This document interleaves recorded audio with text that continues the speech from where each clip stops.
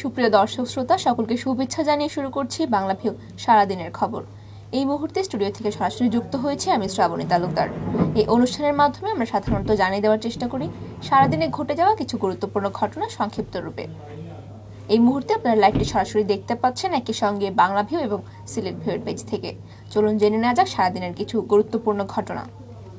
সিলেট নগরীর টিলাগড়ে মোটরসাইকেল আরোহী শিক্ষার্থীদের বিরুদ্ধে ট্রাফিক পুলিশের হয়রানিমূলক মামলা দায়েরের প্রতিবাদে বিক্ষোভ প্রদর্শন ও সড়ক অবরোধ করেছেন এমসি কলেজ সহ বিভিন্ন কলেজের কিছু শিক্ষার্থী। আজ বৃহস্পতিবার বেলা 2টার দিকে এই ঘটনাটি ঘটেছে। এ সময় ট্রাফিক পুলিশের বিরুদ্ধে বিভিন্ন স্লোগান দিয়ে টিলাগড় পয়েন্ট প্রকম্পিত করে তোলেন শিক্ষার্থীরা। প্রায় 1 ঘন্টা বিক্ষোভ প্রদর্শনের পর সড়ক অবরোধ করে রাখার পর পুলিশের ঊর্ধ্বতন কর্মকর্তাদের আশ্বাসের ভিত্তিতে শিক্ষার্থীরা রাস্তা থেকে সরে যান। জানা যায় আজ সকালে দেলোয়ার হোসেন রাহি নামে এমসি কলেজের এক শিক্ষার্থীর মোটরসাইকেল যোগে টিলাগড় পয়েন্ট দিয়ে যাওয়ার সময় পুলিশ তাকে আটক করে। এ সময় রাহির মাথায় হেলমেট না থাকায় তার বিরুদ্ধে 15,000 টাকার মামলা দায়ের করে পুলিশ। দেলোয়ার হোসেন জানিয়েছেন তার গাড়ির কাগজপত্র এবং ড্রাইভিং লাইসেন্স সবই ঠিকঠাক ছিল, শুধুমাত্র হেলমেট না থাকায় তাকে 15,000 টাকার মামলা দায়ের করা হয়েছে এবং সে হেলমেট নিয়ে আসার জন্য 10 মিনিট সময় চেয়েছিল, তাকে সময় না দিয়ে ট্রাফিক পুলিশ তার বিরুদ্ধে 15,000 টাকার মামলা দায়ের করে। তিনি বলেন শুধু তাকেই নয়, এভাবে আরও অনেক শিক্ষার্থীকে কয়েক হাজার টাকার মামলা দেওয়া হয় প্রতিনিয়তই এবং প্রতিনিয়ত টিলাগড় পয়েন্টে দাঁড়িয়ে শিক্ষার্থীদের হয়রানি করা হয়। শিক্ষার্থীরা ক্ষোভ প্রকাশ করেছেন এবং শিক্ষার্থীদের বিরুদ্ধে মামলা দায়েরের খবর পেয়ে এর প্রতিবাদে আজ বেলা 2টা থেকে টিলাগড় পয়েন্টে জড়ো হয়ে বিক্ষোভ প্রদর্শন করেন এবং সড়ক অবরোধ করেন বিভিন্ন কলেজের ছাত্ররা। এই সময় তারা বিভিন্ন স্লোগানে টিলাগড় কাঁপিয়ে তোলেন। বিক্ষোভকালে শিক্ষার্থীরা টিলাগড় পয়েন্টে তাদের আর হয়রানি না করা হয় সেই বিষয়ে জোর দাবি জানান। প্রায় 1 ঘন্টা সড়ক অবরোধ করে রাখার পর বন্দর টিলাগড় এবং টিলাগড় আম্বুরখানা সড়কে দীর্ঘ যানজটের সৃষ্টি হয়। পুলিশের ঊর্ধ্বতন কর্মকর্তাদের মামলা প্রত্যাহারের আশ্বাসের ভিত্তিতে শিক্ষার্থীরা বিকাল 3টার দিকে অবরোধ তুলে নেন এবং রাস্তায় এরপরে যান চলাচল স্বাভাবিক হয়েছে। মেরামত ও সংরক্ষণ কাজের জন্য সিলেট নগরের বেশ কয়েকটি এলাকায় আগামী শনিবার 12 মার্চ সকাল থেকে বিকাল পর্যন্ত বিদ্যুৎ সরবরাহ বন্ধ থাকবে। বিষয়টি জানিয়েছেন বিদ্যুৎ উন্নয়ন বোর্ড বিক্রয় ও বিতরণ বিভাগ সিলেট 1-এর প্রকৌশলী মোহাম্মদ ফজলুল করিম। তিনি জানিয়েছেন 33/11 কিফি শেখঘাট উপকেন্দ্রের অধীনস্থ নগরীর ঘাসিটুলা, মির্জাজাঙ্গাল, শাহজালাল ঘাট, কিনব্রিজ এলাকা এবং ওসমানী মেডিকেল ফিডারের আওতাধীন নগরীর মির্জাজাঙ্গাল, রামের দিঘির পাড়, সুরমা মার্কেট, তোপখানা, লালদিঘির পাড়, নবাব রোড, ঘাসিটুলা, মজুমদার পাড়া, মেডিকেল রোড, কাজল শাহ, ভাতালিয়া, কুয়ারপাড়, লামা বাজার, মণিপুরি বস্তি এবং সুবিদ বাজার সহ আশেপাশের এলাকায় শনিবার সকাল 7টা থেকে বিকাল 4টা পর্যন্ত টানা 9 ঘন্টা বিদ্যুৎ সরবরাহ বন্ধ থাকবে। সিলেটের শাহজালাল বিজ্ঞান ও প্রযুক্তি বিশ্ববিদ্যালয়ের সাবেক শিক্ষক ও জনপ্রিয় লেখক অধ্যাপক মোহাম্মদ জাফর ইকবালকে হত্যাচেষ্টা মামলার সাক্ষ্য গ্রহণ শেষ হয়েছে আজ বৃহস্পতিবার দুপুরে সিলেটের সন্ত্রাস বিরোধী ট্রাইব্যুনালের বিচারক নুরুল আমিন বিপ্লব আদালতে শেষ সাক্ষ্য হিসেবে সাক্ষ্য দেন এবং ওসমানী মেডিকেল কলেজের চিকিৎসক ডাক্তার এম এ মামুন আজকে শেষ সাক্ষী হিসেবে সাক্ষ্য প্রদান করেছেন। আদালতের বিশেষ পিপি মোমিনুর রহমান সাক্ষ্য গ্রহণের সময় সত্যতা নিশ্চিত করে জানান, মামলার 56 জন সাক্ষীর মধ্যে 35 জনের সাক্ষ্য গ্রহণ সম্পন্ন হয়েছে এবং আগামী 21 মার্চ মামলার পরবর্তী শুনানির দিন ধার্য করেছেন আদালত। উল্লেখ্য 2018 সালের 3 মার্চ বিকেলে শাহজালাল বিজ্ঞান প্রযুক্তি বিশ্ববিদ্যালয়ের মুক্ত মঞ্চে একটি অনুষ্ঠান চলাকালে ডক্টর জাফর ইকবালকে হত্যা চেষ্টা চালায় ফয়জুল নামে এক যুবক। ছুরি দিয়ে জাফর ইকবালের মাথা ও ঘাড়ে উপর্যুপরি আঘাত করে সে। এই অবস্থায় জাফর ইকবালকে প্রথমে ওসমানী মেডিকেল কলেজ হাসপাতাল এবং পরে ঢাকার সম্মিলিত সামরিক হাসপাতালে চিকিৎসা দেওয়া হয়। এই হামলার ঘটনায় বিশ্ববিদ্যালয়ের রেজিস্ট্রার ইশফাকুল হোসেন বাদী হয়ে জালালাবাদ থানায় মামলা করেন এবং এতে ফয়জুরকে প্রধান আসামি করে আরও অজ্ঞাত কয়েকজনের বিরুদ্ধে মামলা করা হয়েছিল। ওই দিন ডক্টর জাফর ইকবালের উপর হামলার পর শিক্ষার্থীরা ফয়জুরকে গণপিটুনি দিয়ে পুলিশের কাছে হস্তান্তর করেছিল। 2018 সালের 4 অক্টোবর এই মামলার অভিযোগ গঠনের মাধ্যমে বিচার কাজ শুরু হয় এবং তার আগে 26 জুলাই 6 জনের বিরুদ্ধে আদালতে অভিযোগপত্র দেন মামলার তদন্ত কর্মকর্তা জালালাবাদ থানার ওসি শফিকুল ইসলাম।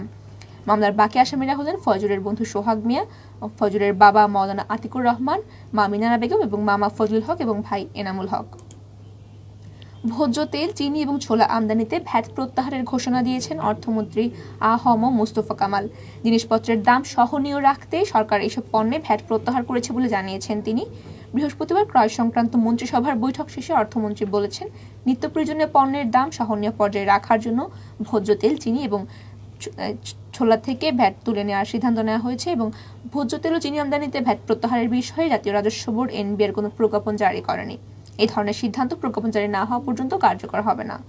অর্থ মন্ত্রণালয় জানিয়েছে, সয়াবিন তেলে উৎপাদন পর্যায়ে 15% এবং ভোক্তা পর্যায়ে 5% মিলিয়ে 20% ভ্যাট মওকুফ করা হয়েছে। আগামী 30 জুন পর্যন্ত এই সিদ্ধান্ত বলবৎ থাকবে। ভ্যাট প্রত্যাহারের ফলে সয়াবিন তেলের দাম 25 থেকে 30% কমতে পারে বলে জানিয়েছেন তিনি, এবং অসাধু ব্যবসায়ীরা সিন্ডিকেট করে মুনাফা করার সুযোগ পাবে না উল্লেখ করে অর্থমন্ত্রী বলেছেন, রাশিয়া ইউক্রেন যুদ্ধ পরিস্থিতির কারণে পরিবহন খরচ বেড়ে গিয়েছে। আমদানিকারকরা এই পরিস্থিতির সুযোগ নেওয়ার চেষ্টা করছেন। তবে সরকার টিসিবিকে শক্তিশালী করেছে। 1 কোটি পরিবারকে বিভিন্ন ধরনের পণ্য সরবরাহ করা হবে এবং টিসিবিকে নিয়ে যাওয়া হবে ইউনিয়ন পর্যায়ে। একদিন ক্রয় কমিটির বাণিজ্য মন্ত্রণালয়ের 4টি সহ বিভিন্ন মন্ত্রণালয়ের 8টি প্রস্তাব অনুমোদন পেয়েছে এবং এর মধ্যে বাণিজ্য মন্ত্রণালয় টিসিবির মাধ্যমে ছোলা, মসুর ডাল কিনে জনগণের মধ্যে বিতরণ করার সিদ্ধান্ত গ্রহণ করা হয়েছে। সিলেটের বিয়ানীবাজার আদর্শ মহিলা কলেজের পরীক্ষা কক্ষ থেকে এক ছাত্রীর উত্তরপত্র গায়েব হওয়ার ঘটনায় তোলপাড় চলছে মৌলভীবাজার জুড়ে। এই ঘটনার প্রতিবাদে এবং 4 দফা দাবিতে আজ বৃহস্পতিবার সকালে ওই শিক্ষার্থীর সহপাঠীরা বিয়ানীবাজার পৌর শহর মানববন্ধন এবং মৌন মিছিল করেছেন। পৌর শহরের উত্তর বাজারে মুক্তিযোদ্ধা কমপ্লেক্স প্রাঙ্গণে মানববন্ধন সূচি পালন করেন শিক্ষার্থীরা। পরে মৌন মিছিল করে বিয়ানীবাজার সরকারি কলেজ প্রাঙ্গণে এসে জড়ো হন শিক্ষার্থীরা। প্রতিবাদ এবং ঘটনার সুষ্ঠু তদন্তের দাবিতে দায়ীদের বিরুদ্ধে ব্যবস্থা নেওয়া সহ 4 দফা দাবি উত্থাপন করেন তারা। শিক্ষার্থীরা বিয়ানীবাজার সরকারি কলেজ অনার্স 3য় বর্ষের শিক্ষার্থী রেহানা বেগম বহিষ্কারের আদেশ প্রত্যাহার, তার পরীক্ষা গ্রহণের সুযোগ প্রদান, পরীক্ষার হলে দায়িত্বরত 3 শিক্ষককে স্থায়ীভাবে বহিষ্কার এবং জাতীয় বিশ্ববিদ্যালয়ের অনার্সের পরীক্ষা কেন্দ্র হিসেবে বিয়ানীবাজার আদর্শ মহিলা কলেজকে কেন্দ্র তালিকা থেকে বাদ দেওয়ার দাবি জানান তারা। দিকে গত মঙ্গলবার 8 মার্চ ভুক্তভোগী শিক্ষার্থী রেহানা বেগম সৃষ্ট ঘটনার প্রতিকার পেতে বিয়ানীবাজার উপজেলা নির্বাহী কর্মকর্তার কাছে লিখিত অভিযোগ দাখিল করেছে এবং তার অভিযোগটি তদন্তাধীন রয়েছে। হবিগঞ্জের মাধবপুরে উপজেলার হরিতলা আলিয়া মাদ্রাসার দাখিল পরীক্ষার্থী হাফিজুর রহমান নামের এক শিক্ষার্থী ট্রেনের ধাক্কায় মারা গেছেন। আজ বৃহস্পতিবার সকালে সিলেট আখাউড়া রেল স্টেশনের শাহজি বাজার রেল স্টেশনের দক্ষিণে হরিতলা নামক স্থানে এই ঘটনাটি ঘটেছে। হাফিজুর রহমান ছাতিয়ান ইউনিয়নের শাকুচাইল গ্রামের আব্দুল কাদেরের ছেলে। মাধবপুর থানার অফিসার ইনচার্জ মোহাম্মদ আব্দুর রাজ্জাক প্রত্যক্ষদর্শীদের বরাত দিয়ে জানিয়েছেন, বৃহস্পতিবার সকালে হরিতলা আলিয়া মাদ্রাসার দাখিল পরীক্ষার্থী হাফিজুর রহমান মাদ্রাসার পূর্ব দিক দিয়ে রেললাইনের উপর দিয়ে হাঁটছিল এবং এই সময় তার কানে লাগানো ছিল হেডফোন এবং সেই কারণে সে ট্রেন আসার শব্দ শুনতে পায়নি। পরে ট্রেনের ধাক্কায় সে ছিটকে পড়ে গিয়ে মাথায় জখম হয় এবং রক্তাক্ত হয়।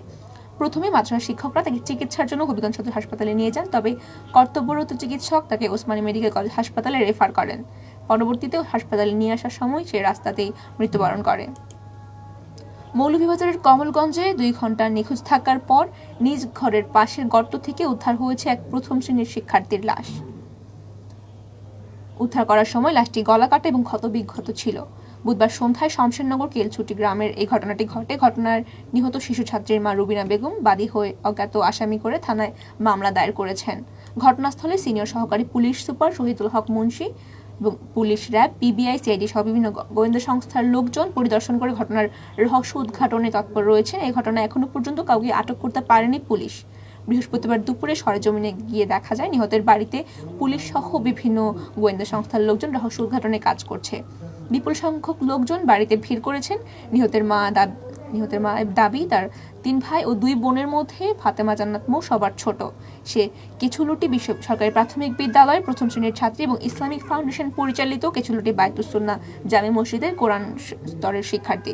স্থানীয়রা জানান, নিহত স্কুল ছাত্রী ফাতেমা মৌ তার ঘরের পিছনের গর্তে পা উপরের দিকে করে লাশটি পোতা ছিল। অনেক খোঁজাখুঁজির পর তার মা রেলি মেয়েকে গর্তে পোতা পেয়ে উদ্ধার করে নিয়ে আসেন এবং এই কী কারণে ঘটনাটি সংঘটিত হয়েছে তা কেউ বলতে পারছেন না। তবে এই নিয়ে ব্যাপক জল্পনা কল্পনা চলছে।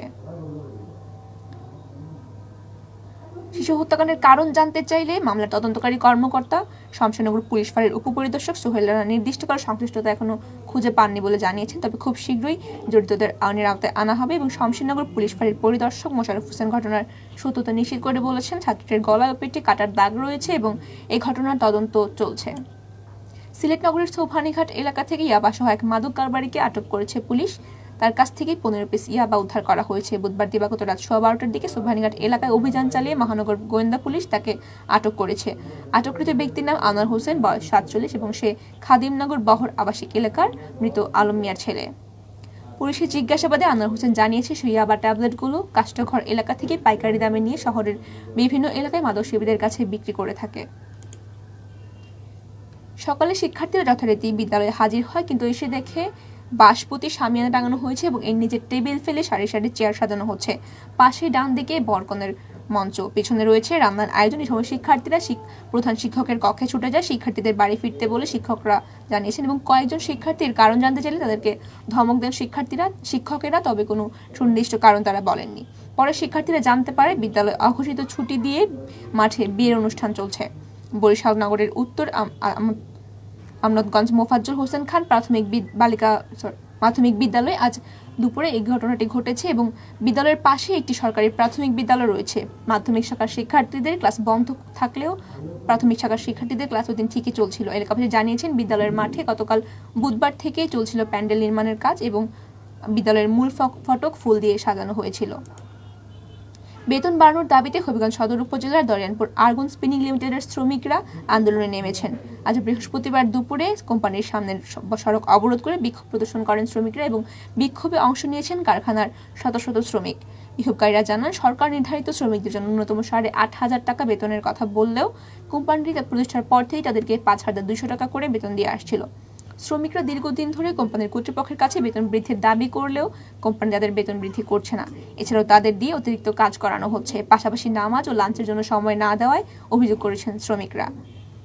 বিক্ষোভের এক পর্যায়ে আর্গন স্পিনিং লিমিটেডের ব্যবস্থাপক পরিচালক গফুর রব্বানী আলোচনার মাধ্যমে সমস্যা সমাধানের আশ্বাস দিলে বিক্ষোভ বন্ধ করেন শ্রমিকরা এবং এছাড়াও দ্রুত সমাধান চান শ্রমিকরা। সুপ্রিয় দর্শক শ্রোতা, এতক্ষণ শুনছিলেন সারা দেশের কিছু খবর। এবারে চলে যাচ্ছি আন্তর্জাতিক ইস্যুতে। ইউক্রেনে চলছে রুশ হামলা। এই অবস্থায় দেশটির একটি সেনা ক্যাম্পে আটকা পড়েছেন 5 বাংলাদেশি সহ শতাধিক লোক। এর মধ্যে রয়েছেন সিলেটের এক যুবক। রিয়াদুল হক নামের ওই যুবক সিলেটের ফিঞ্চগঞ্জ উপজেলার নূরপুর গ্রামের আব্দুল মালিকের ছেলে। যুদ্ধাবস্থায় সেনা ক্যাম্পে রিয়াদুলের আটকা পড়া নিয়ে চরম উৎকণ্ঠায় রয়েছেন তার পরিবার। সেনা ক্যাম্পে আটকা পড়া রিয়াদুল সহ সকল বাংলাদেশিকে নিরাপদে সরিয়ে আনতে সরকারের প্রতি আকুল আবেদন জানিয়েছেন তারা। এর আগে সেনা ক্যাম্প থেকে ভিডিও বার্তা রিয়াদুল বাঁচানোর আকুতি জানান তিনি ও তার সাথে আটকা পড়া বাংলাদেশের উদ্ধারে বাংলাদেশ সরকারের সহযোগিতা চান তিনি। ওই ভিডিও বার্তা রিয়াদুল জানিয়েছেন ক্যাম্পে 5 বাংলাদেশি সহ শতাধিক লোক রয়েছে এবং এটি একটি আগে অভিবাসী ক্যাম্প ছিল। ইউক্রেনের বিভিন্ন শহর দখলের পর বর্তমানে এটি সেনা ক্যাম্পে রূপান্তরিত করা হয়েছে এবং তারা তাদের জিম্মি অবস্থায় রয়েছেন। যে রুমে তারা 3-4 জন থাকতেন সেই রুমে 10 জন করে মানুষ রাখা হচ্ছে। এতক্ষণ শুনছিলেন সারা দেশ সহ বিশ্বের কিছু খবর। শেষ করার আগে জানিয়ে দেব সারা দেশের করোনা পরিস্থিতি। দেশে গত 24 ঘন্টায় নতুন করোনায় আক্রান্ত হয়েছেন 327 জন এবং মারা গেছেন 3 জন। এই সময় 6 বিভাগের করোনায় কারো মৃত্যু হয়নি। আজ বিকেলে স্বাস্থ্য অধিদপ্তরের সংবাদ বিজ্ঞপ্তি তথ্যটি জানানো হয়েছে। আগের দিন নতুন রোগী শনাক্ত হয়েছিলেন 323 জন এবং মৃত্যু হয়েছিল 1 জনের এবং মারা যাওয়া 1 জন ছিলেন সিলেট বিভাগের। স্বাস্থ্য অধিদপ্তর জানায় 24 ঘন্টায় সারা দেশে 17,103 জনের নমুনা পরীক্ষা করা হয়। পরীক্ষার বিপরীতে শনাক্তের হার 1.91%, অর্থাৎ 2% কম। আগের দিন এই হার ছিল 1.97%। সর্বশেষ 24 ঘন্টায় যে 3 জনের মৃত্যু হয়েছে তারা সবাই পুরুষ এবং তাদের মধ্যে 2 জন মারা গেছেন ঢাকা বিভাগে এবং 1 জন খুলনা বিভাগে। দেশে করোনা পরিস্থিতি প্রায় 3.5 মাস নিয়ন্ত্রণে থাকার পর গত ডিসেম্বরের শেষ দিকে সংক্রমণ বাড়তে শুরু করেছিল। করোনার নতুন ধরন ওমিক্রনের প্রভাবে দ্রুত বাড়তে থাকে রোগী এবং গত 6 জানুয়ারি দৈনিক শনাক্তের সংখ্যা 1000 ছাড়ায়। 2 সপ্তাহের মাথায় 20 জানুয়ারি দৈনিক শনাক্ত 10,000 ছাড়িয়ে যায়। দেশে করোনার প্রাদুর্ভাব শুরু হওয়ার পর থেকে এখনো পর্যন্ত মোট 19,48,798 জনের করোনা শনাক্ত হয়েছে এবং এর মধ্যে সুস্থ হয়েছেন 18,55,249 জন, মৃত্যু হয়েছে 29,100 জনের। সর্বশেষ 24 ঘন্টা সুস্থ হয়েছেন 2,479 জন মানুষ। সুপ্রিয় দর্শক শ্রোতা, এতক্ষণ সঙ্গে থাকার জন্য সকলকে অসংখ্য ধন্যবাদ। সবাই ভালো থাকুন, সুস্থ থাকুন এবং আমাদের সঙ্গেই থাকুন।